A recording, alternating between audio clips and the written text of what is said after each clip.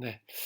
오늘은 언론 보도 하나를 좀 보겠는데요. 이제 반갑기도 하면서 좀 한편으로는 당황스럽기도 하면서 좀 아쉬움이 있는 그런 보도 내용이기 때문에 이제 이걸 좀 살펴드리려고 합니다.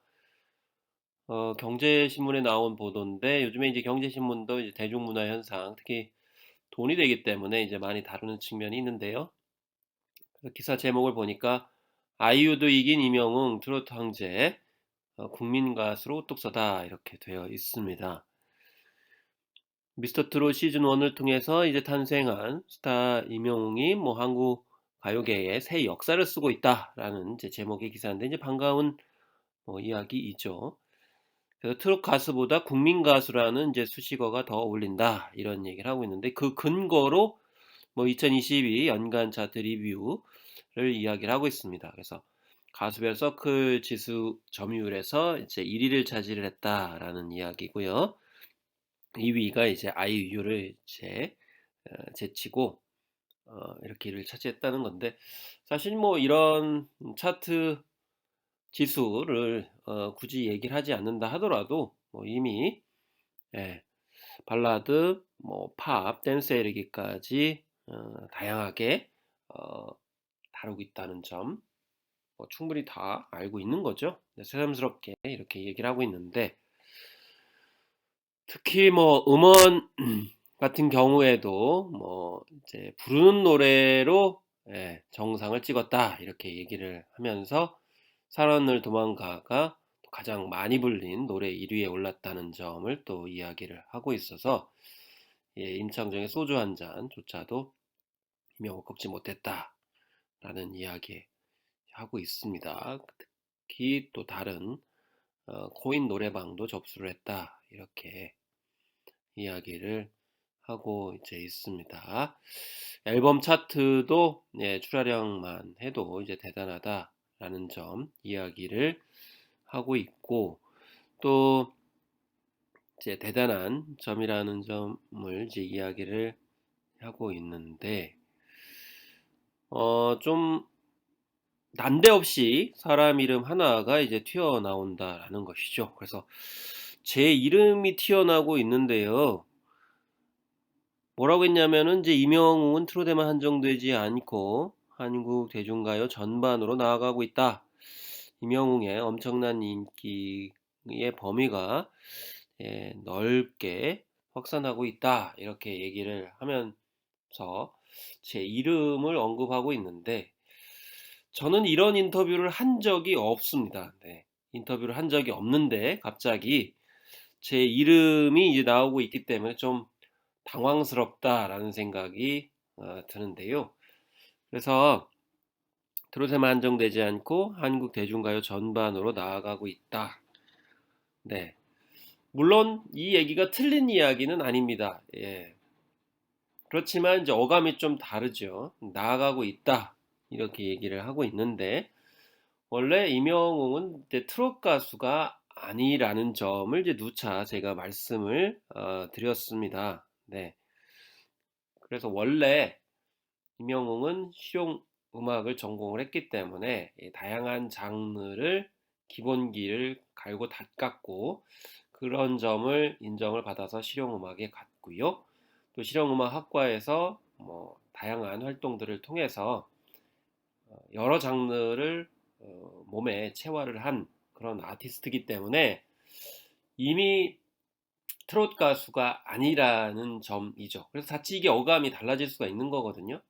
원래 트롯 가수였는데 새로운 도전을 했다라는 의미와 원래 트롯 가수보다는 그냥 아티스트의 역량을 가지고 있는데 그 가운데 많은 분들이 상대적으로 어 공감할 수 있었던 기회, 바로 트롯 장르를 선택을 해서 공감을 얻었고 또 그것을 바탕으로 해서 다양한 장르를 선을 보인다는 점. 그렇기 때문에 트롯 가수였는데 국민 가수로 확장한 듯한 보도라는 것은 적절하지 않다라고 생각이 듭니다. 원래 그냥 아티스트였다라는 점이고요. 그래서 트롯도 잘하고 팝도 잘하고 발라드도 잘하고 힙합도 잘하고 블루스도 잘하고 모든 것을 다 잘하는 가수라는 점이죠. 그래서 최근에 이제 모 가수가 갑자기 트롯을 버리고 다른 팝송을 해서 빌보드에 진출하는가 안 하는가 이런 것이 또 언론에 나오기도 했었거든요. 단순히 트롯 가수로 오랜 동안 활동을 하다가 한번 다른 장르를 도전하는 것, 이것은 저는 아티스트의 본질은 전 아니라고 생각을 합니다. 그리고 무엇보다도 임영웅 씨가 다른 점은 완전히 트롯 창법으로 했던 건 아닙니다.